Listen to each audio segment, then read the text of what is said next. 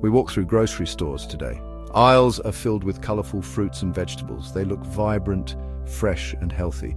We buy apples, spinach, carrots, believing they are packed with goodness. We trust that these foods will nourish our bodies. We think we are making healthy choices for ourselves and our families. This belief is central to how we approach our diets. It guides our shopping lists and our meal plans.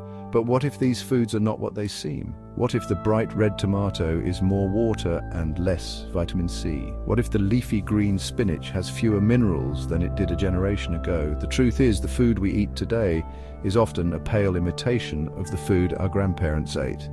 It might look just as appealing, perhaps even more so due to modern breeding, yet it frequently lacks the same nutritional punch. This is a quiet crisis happening on our plates.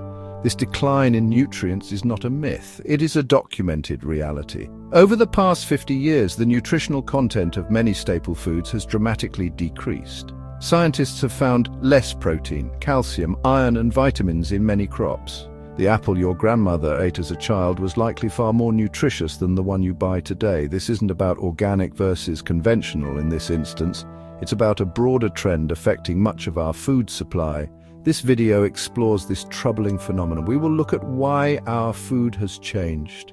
We will examine the impact of modern farming practices. We will see how the health of the soil is directly linked to the health of our food. And importantly, we will discuss what can be done. Understanding this problem is the first step towards finding solutions. It's time to look beyond the surface of our food. It's time to ask what we are truly eating. The story of our food begins with the soil. Healthy soil is teeming with life. It is a complex ecosystem of minerals, organic matter, fungi, and bacteria. These elements work together to create a fertile environment for plants.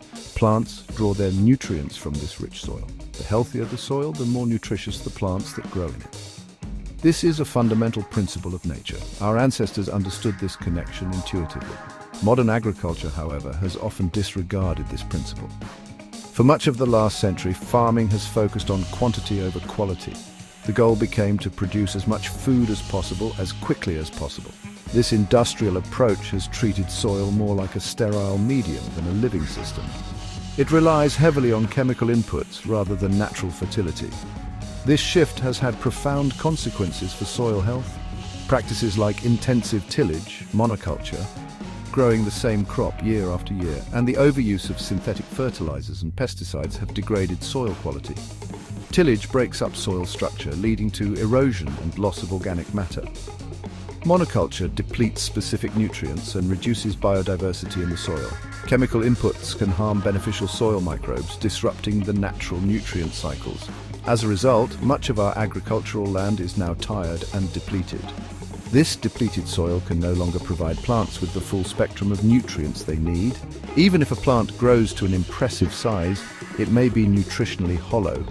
It is like building a beautiful house with substandard materials. It looks good on the outside, but it lacks integrity and strength. Our food, grown in such soil, is similarly compromised. The crisis in our soil is therefore a crisis on our dinner tables.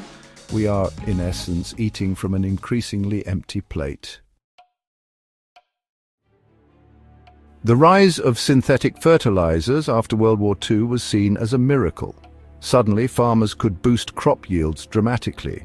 These fertilizers typically provide three main nutrients: nitrogen, phosphorus, and potassium. These are known as NPK fertilizers.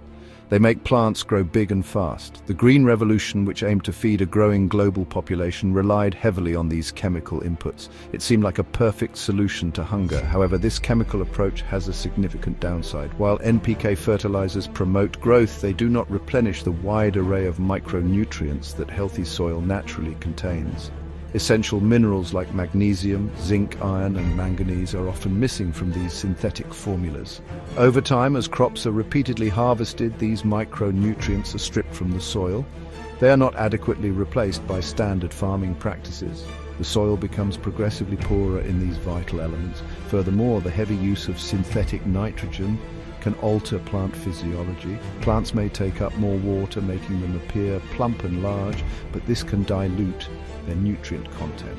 The focus on rapid growth driven by NPK often comes at the expense of nutrient density. We get bigger crops, but each bite contains less of what our bodies truly need. It's a trade-off that has been largely invisible to consumers who see abundance but not the diminishing quality. This reliance on a few key chemicals has made our agricultural system dependent. It is like giving a plant a diet of only sugar water. It might grow, but it won't be truly healthy. Healthy soil, rich in organic matter and microbial life, provides a balanced diet for plants. Synthetic fertilizers, by contrast, are a quick fix that ultimately weakens the entire system.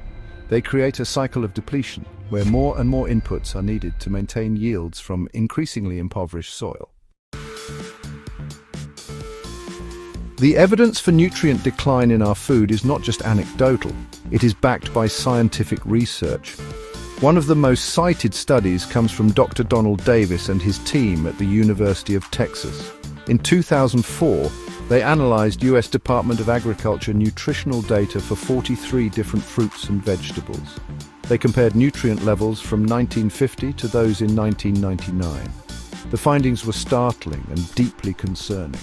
Their research revealed significant declines in several key nutrients. They found decreases in protein, calcium, phosphorus, iron, riboflavin, vitamin B2, and vitamin C. For example, the average amount of iron in the 1999 vegetables was significantly lower than in 1950. Vitamin C levels in many fruits had also dropped.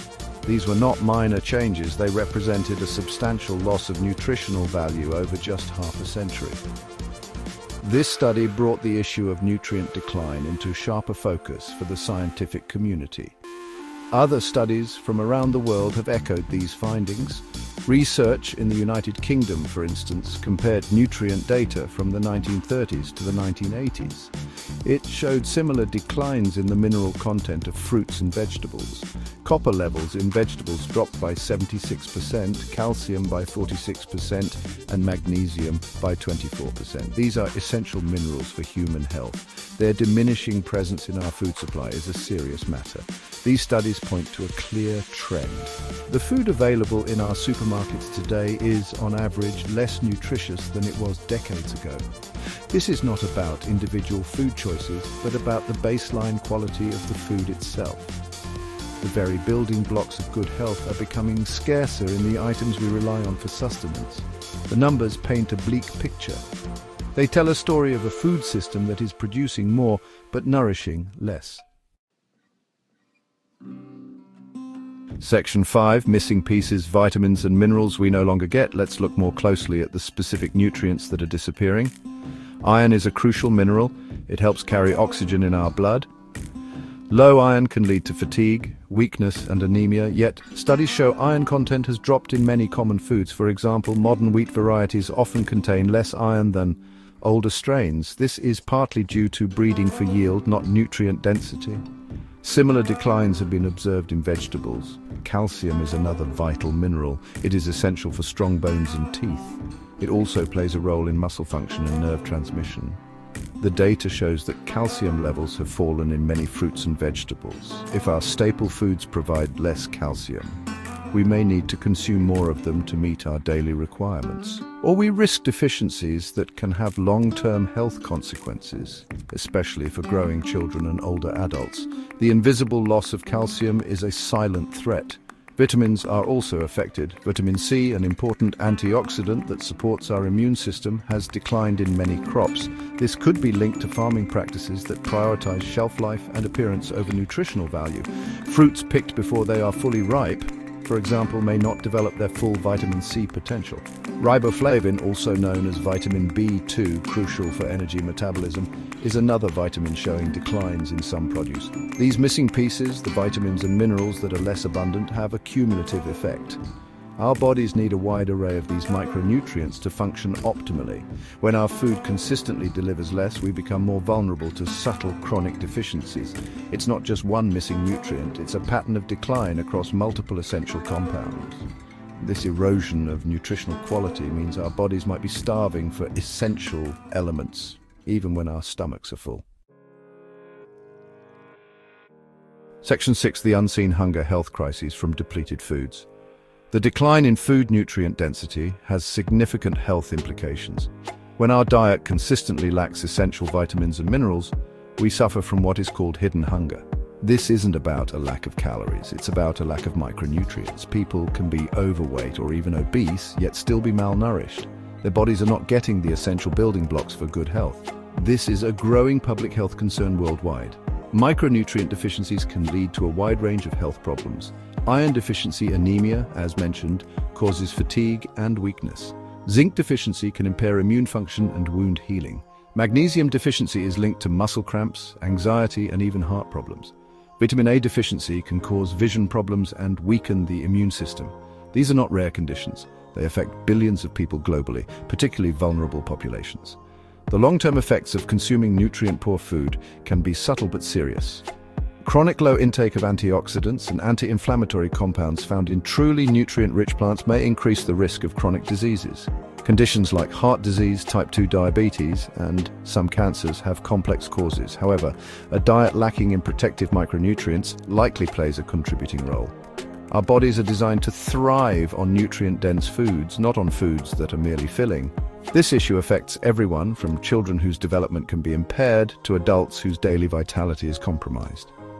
The public health burden of these deficiencies is enormous. It includes increased healthcare costs, reduced productivity, and a lower quality of life. Addressing the nutrient collapse in our food is therefore not just an agricultural issue, it is a critical health imperative. We need to recognize this unseen hunger and take steps to reverse it. Section 7. The cycle of scarcity. Why this problem persists. Several interconnected factors contribute to the persistence of nutrient-depleted food. Economic incentives in agriculture often prioritize high yields and cosmetic appeal over nutritional content. Farmers are typically paid by an item's weight or appearance, not its vitamin or mineral levels. There is little direct financial reward for growing more nutritious, albeit potentially lower-yielding varieties. This system encourages practices that maximize output, even if it means sacrificing nutrient density. The market simply doesn't value nutrition enough. Soil mismanagement is another major driver. Decades of conventional farming practices have degraded soil health on a vast scale.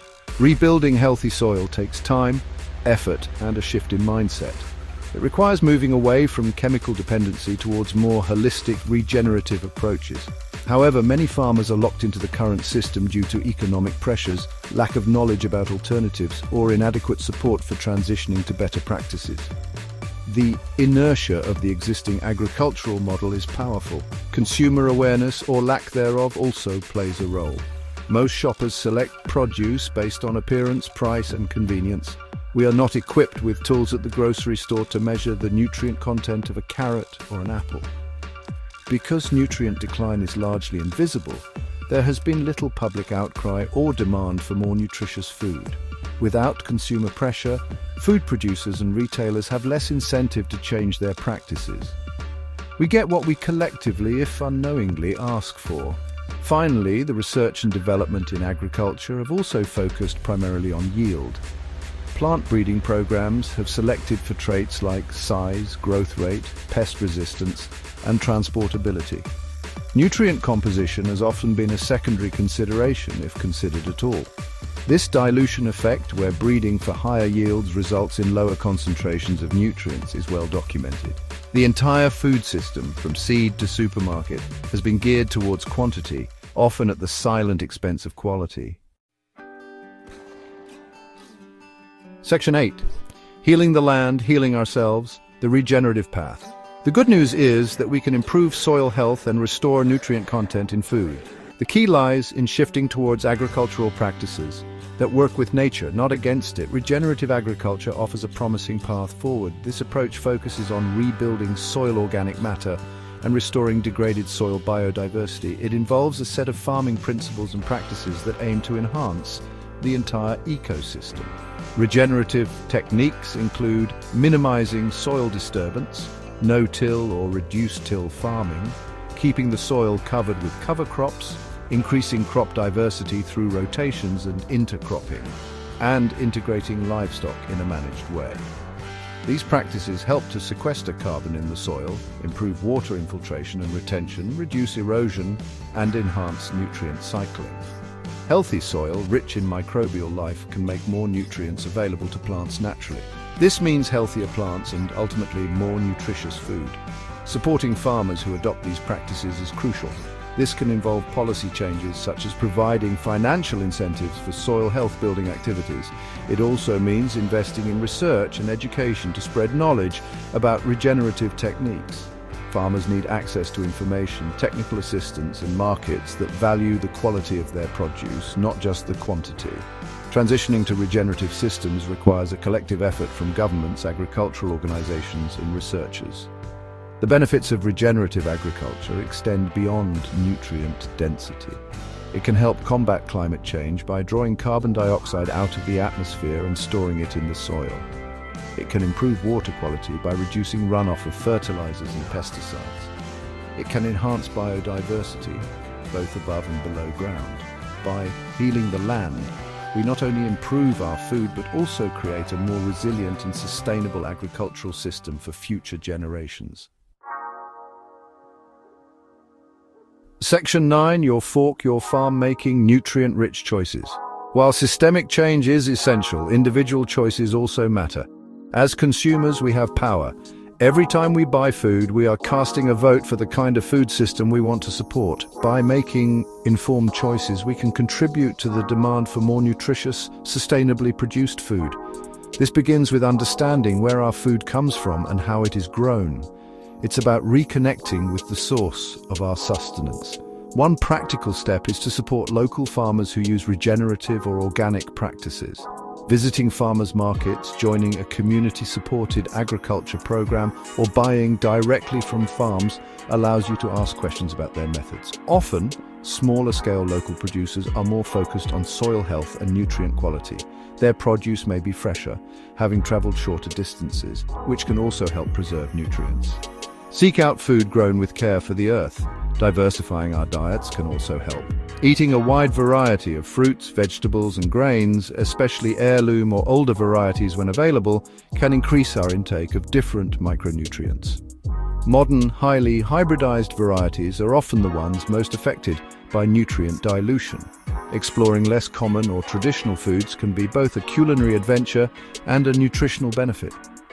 Think beyond the standard supermarket offerings. Finally, we can advocate for change. This means supporting organizations that promote sustainable agriculture. It means asking questions at our grocery stores about where their food comes from.